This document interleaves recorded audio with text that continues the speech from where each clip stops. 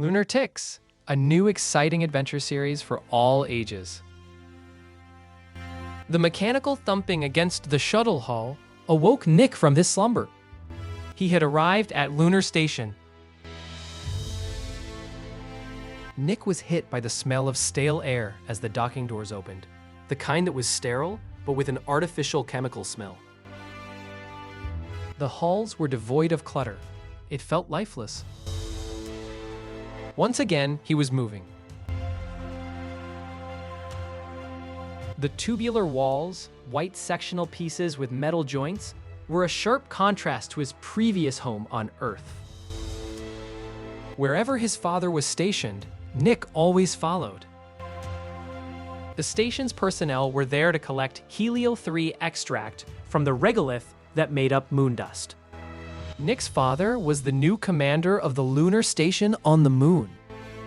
The moon contains enough helium-3 to provide 40,000 years of clean energy. 25 tons could power the Earth for 1 year. Fossil fuels on Earth were becoming more scarce, and geopolitical tensions were growing daily. Nick was starting all over again. This was a new duty station for him and his dad. There would be new people to meet, and the dreaded feeling of whether or not he would fit in. Nick's anxiety rose.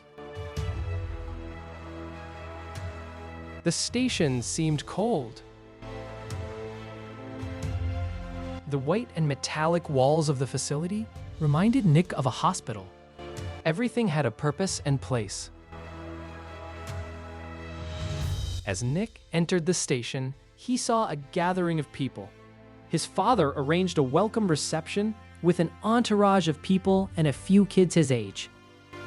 His father, Commander Bratt, introduced this group one by one. Commander Bratt started with Dr. Nguyen, the chief medical officer, and her daughter Thao, who was about the same age as Nick. Commander Bratt then introduced Chief O'Connor and his son Ian, and Chief of Security Sanda Marks and her daughter Holly. Ian and Holly appeared about a year or two younger than Nick. As expected, Nick greeted everyone and politely excused himself to his quarters. Commander Bratt showed Nick where he would live for the next 3 years. Nick seemed underwhelmed.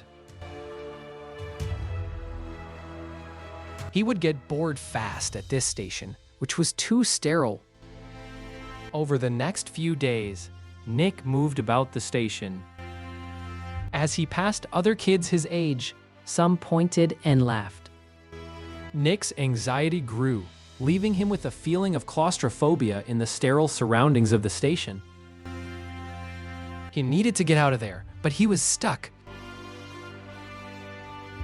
There was nowhere for him to go. He lived on a small base on a barren rock. The next day, Nick was riding his skateboard through the station halls. As he rounded a corner, he slammed into Thao Nguyen, who groaned as she lay on the ground, exclaiming, "Why don't you watch where you're going?" before realizing it was Nick Bratt who smacked into her, sending her airborne. Nick, apologizing profusely, his cheeks flushed with embarrassment, reached out to offer a hand up. Thao, also a bit embarrassed, accepted Nick's apology and assistance getting up. Thao then exclaimed, "Hey, do you want to sneak into the reconnaissance lab with the others? We like to play with the lunar rover and explore the surface of the moon. There's not a lot to do here, so we do what we can." Nick grinned and nodded his approval. Grabbing his skateboard, he followed Thao to the reconnaissance lab. When Nick and Thao arrived at the lab, Ian O'Connor and Holly Marks argued whether the lunar rover should enter a cave entrance they had just found. The gray-brown moon dust crunched under the tracks of the lunar rover, each movement echoing in the vast emptiness of the lunar cave. The video adjusted to the cave's darkness as it continued into the hollow realm. As Ian moved the rover, the video caught a glimpse of brightness. Nick exclaimed, "Did you see that? That light? Head over there!" As the lunar rover moved toward the light, the teens heard clanking, and the rover shook, swaying slightly to the left and right. The teens then saw from the top of the video stream screen a fuzzy, cotton candy-like tuft, 2 pointy ears, and eyes with steampunk goggles. As the creature climbed over the rover, the screen went black. All communication and video was lost. The teens had no way of returning the rover back to base.